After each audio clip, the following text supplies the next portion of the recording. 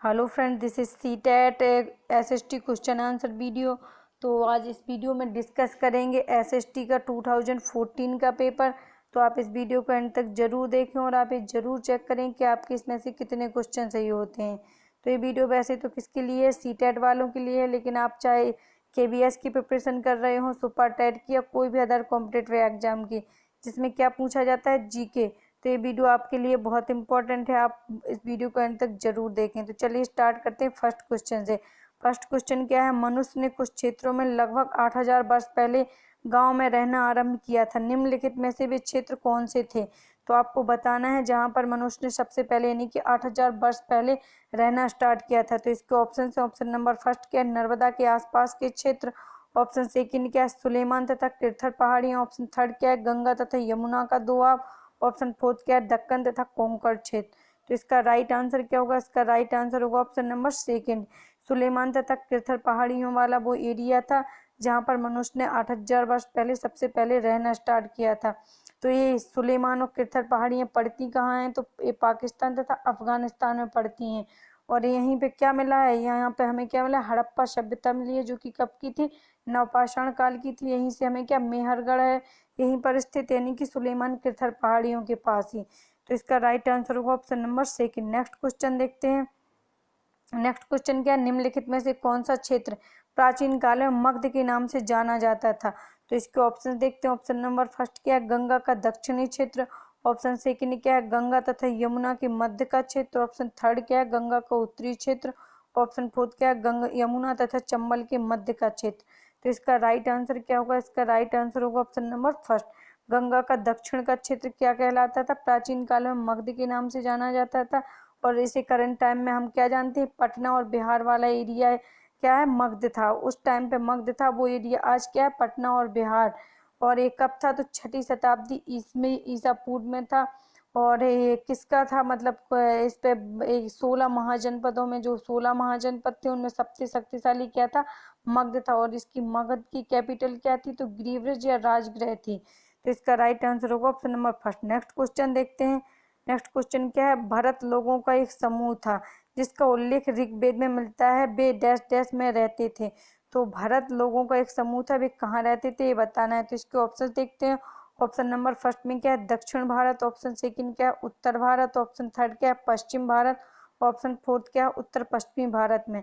तो इसका right answer क्या होगा? इसका राइट आंसर होगा ऑप्शन नंबर फोर्थ, यानी कि उत्तर पश्चिमी भारत में रहते थे। और भारत क्या था, लोगों का एक समूह था जिसका आगमन इंडिया में कब हुआ? तो भारत में आर्यों का आगमन कब हुआ था? 1500 ईस्वी के ईसा पूर्व के लगभग हुआ था। और ये क्या थे, कई कबीलों में, छोटे छोटे कबीलों के रूप में बसे हुए थे, जिनमें से एक कबीले का नाम क्या था, भरत था। और उसी कबीले के नाम पे क्या, भारत का नाम पड़ गया धीरे धीरे। और वो कबीला क्या था, उत्तर पश्चिमी भारत में बसा हुआ था। तो आई होप आपको इतना समझ में आया होगा। इसका राइट आंसर क्या होगा? Option number fourth. Next question देखते हैं। नेक्स्ट क्वेश्चन क्या है, ऋग्वेद की मूल रचना डैश डैश भाषा में हुई थी? तो इसके ऑप्शन है, ऑप्शन नंबर फर्स्ट क्या है, प्राकृत में। ऑप्शन सेकंड क्या है, संस्कृत में। ऑप्शन थर्ड क्या है, ब्राह्मी में। ऑप्शन फोर्थ क्या है, सैरसैनी में।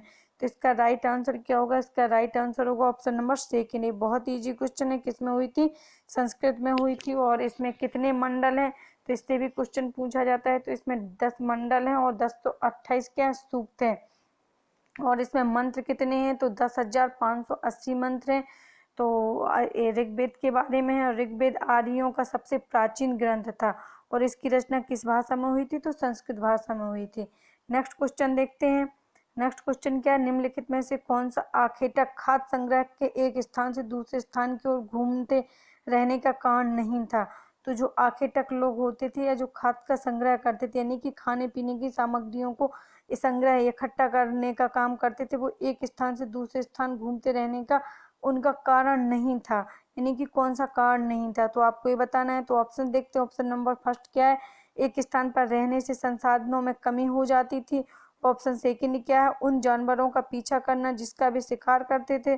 ऑप्शन थर्ड क्या है, संसाधनों के लिए अन्य आखेटक खाद्य संग्रह समूहों से संघर्ष करना। ऑप्शन फोर्थ क्या है, जल संसाधनों की खोज के लिए। तो इसमें पूछा गया है कि खाद्य संग्रह यानी कि जो आखेटक लोग होते थे वो खाद्य संग्रह करते थे, तो उनका एक स्थान से दूसरे स्थान घूमते रहने का कारण क्या नहीं था? तो इसका राइट आंसर क्या होगा? ऑप्शन नंबर थर्ड होगा। थर्ड में क्या बताया गया, संसाधनों के लिए अन्य आखेटक खाद्य संग्रह समूहों से संघर्ष करना, यानी कि दूसरे लोगों से प्रतिस्पर्धा करना, उनसे संघर्ष करना। ये सही नहीं है, क्योंकि उस टाइम पे क्या थी, पॉपुलेशन बहुत कम थी, लोग बहुत कम थे और इतना बड़ा एरिया पड़ा था खाली, तो किसी से संघर्ष करने की जरूरत ही नहीं थी। हाँ, ये सही है। फर्स्ट क्या है, एक स्थान से दूसरे स्थान, एक स्थान पर रहने से संसाधनों में कमी हो जाती थी। हाँ, इसलिए वो एक स्थान से दूसरे स्थान पर जाते थे। जैसे अगर कोई खास संग्रह या आखेटक लोग जो उस टाइम पे थे, वो अगर उनको एक स्थान पे, यानी कि जिस एरिया में वो रह रहे हैं उस एरिया में अगर उनको पानी, खाने पीने की सामग्री की कमी होती थी, तभी वो एक स्थान को छोड़ते थे। दूसरे में क्या बताया गया, उन जानवरों का पीछा करना जिनका भी शिकार करते थे। तो कभी कभी ऐसा होता था, जो आखेटक लोग होते थे वो कभी कभी जानवरों का पीछा करते करते एक स्थान से दूसरे स्थान, यानी कि हजारों किलोमीटर एरिया पार कर जाते थे। या फिर अगर उस स्थान के सारे जानवर या फिर जो भी उनके खाने पीने का सामान था, संसाधन थे, वो खत्म हो जाते थे, तब वो एक स्थान को छोड़ देते थे। ये भी सही है। फोर्थ में क्या, जल संसाधनों की खोज के लिए, जिस एरिया पे उनको पानी मिलता था वो उसी एरिया पर अपना निवास स्थान बनाते थे। लेकिन ये थर्ड क्या है, संसाधनों के लिए अन्य आखेटकों या खाद्य संग्रह समूहों से संघर्ष करना, ये बिल्कुल गलत है, क्योंकि उस टाइम पे पॉपुलेशन बहुत कम थी, किसी से संघर्ष करने की जरूरत ही नहीं थी, पूरा खाली पड़ा था एरिया। तो इसका राइट आंसर होगा option number third. Next question देखते हैं। नेक्स्ट क्वेश्चन क्या है, मानव इतिहास में कौन सा काल युग सबसे लंबा है। तो ऑप्शंस दिए गए, ऑप्शन नंबर फर्स्ट में क्या दिया गया है, पुरापाषाण युग। ऑप्शन सेकंड में क्या दिया गया है, महापाषाण युग। ऑप्शन थर्ड में क्या दिया गया है, मध्यपाषाण युग। और ऑप्शन फोर्थ में क्या दिया गया है, नवपाषाण युग। तो इसका राइट आंसर क्या होगा, इसका राइट आंसर होगा ऑप्शन नंबर फर्स्ट, पुरापाषाण युग। तो ये सबसे लंबा काल किसका था, पुरापाषाण युग का। और इसका कितना था, तो 25 लाख ईसा पूर्व से 10,000 ईसा पूर्व तक था। और जो मध्य पाषाण काल था, तो इसका टाइम पीरियड कितना था, 8,000 ईसा पूर्व से लेकर 4,000 ईसा पूर्व तक था। और नवपाषाण का टाइम पीरियड कितना था, तो 9,000 ईसा पूर्व से लेकर 1,000 ईसा पूर्व तक था।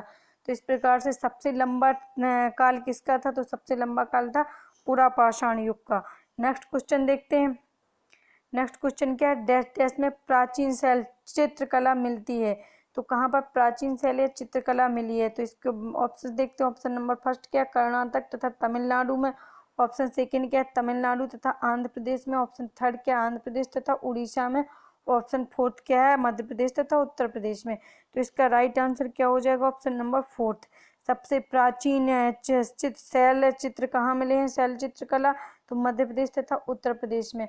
और मध्य प्रदेश में कहाँ मिली हैं, तो मोस्टली भीमबेटका की जो गुफाएं हैं वो किसके लिए, शैल चित्र के लिए जानी जाती हैं, तो ये सबसे पुरानी है। और उत्तर प्रदेश में भी मिले हैं कुछ शैल चित्र। तो इसका राइट आंसर क्या होगा, ऑप्शन नंबर फोर्थ होगा। नेक्स्ट क्वेश्चन देखते हैं। नेक्स्ट क्वेश्चन क्या है, निम्नलिखित में से कौन सा हड़प्पा का स्थल नहीं है। तो आपको बताना है कौन सा इसमें से हड़प्पा का स्थल नहीं है।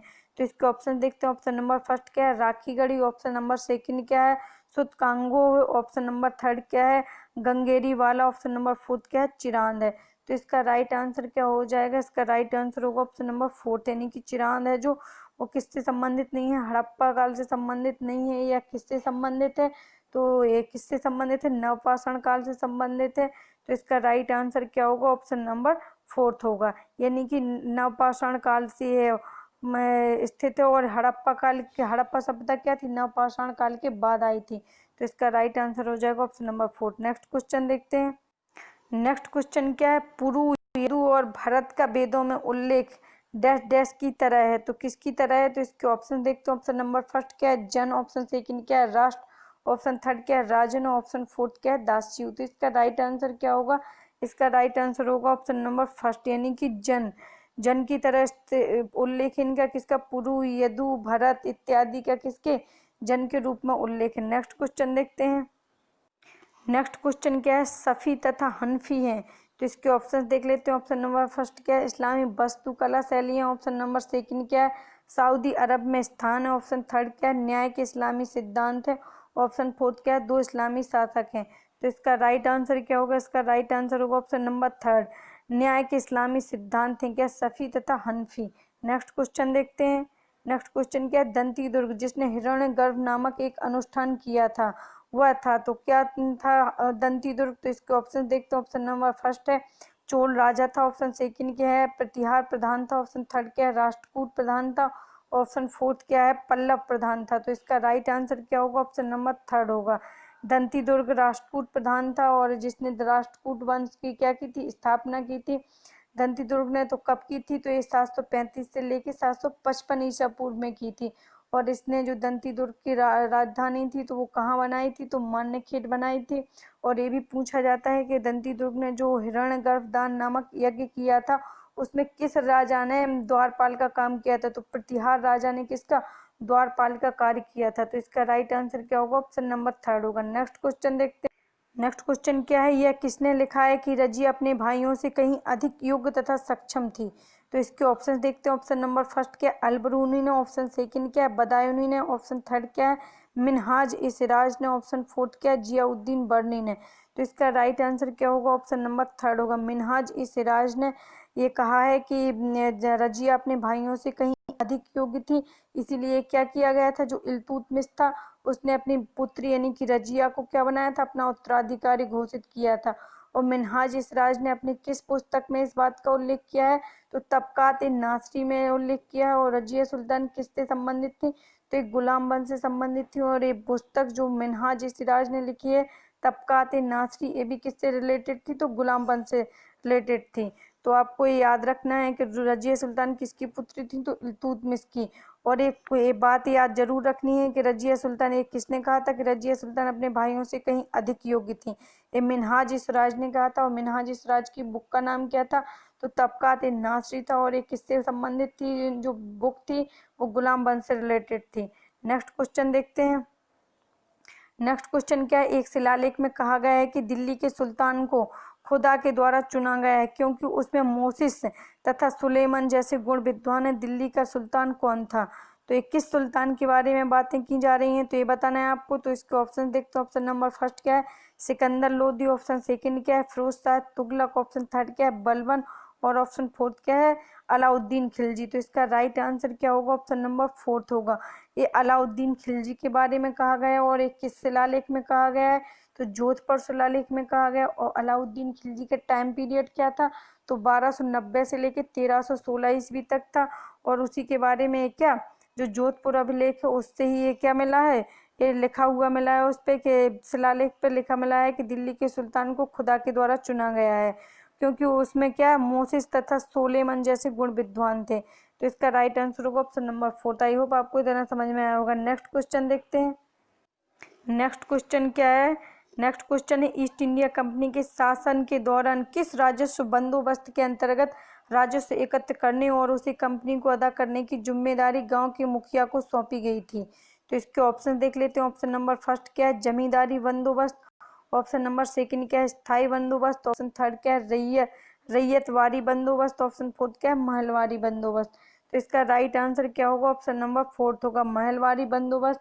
जिसके ये महलवारी की व्यवस्था कब शुरू की गई थी, तो 1822 ईस्वी में।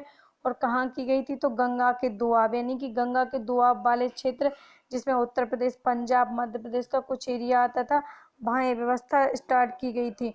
और महलवारी में क्या होता था, जो गांव का मुखिया होता था उसी को ये दायित्व सौंपा जाता था कि वो पूरे गांव से राजस्व वसूली करेगा, फिर वो किसको, कंपनी के राजकोष में जमा करेगा। तो इसका राइट आंसर क्या होगा, option number fourth. Next question देखते हैं। तो ये कुछ मोस्ट इम्पॉर्टेंट क्वेश्चन थे। आई होप आपको ये वीडियो पसंद आया होगा। अगर वीडियो अच्छा लगा हो तो वीडियो को लाइक ज़रूर करें और शेयर करें और चैनल को सब्सक्राइब भी कर सकते हैं। Thank you.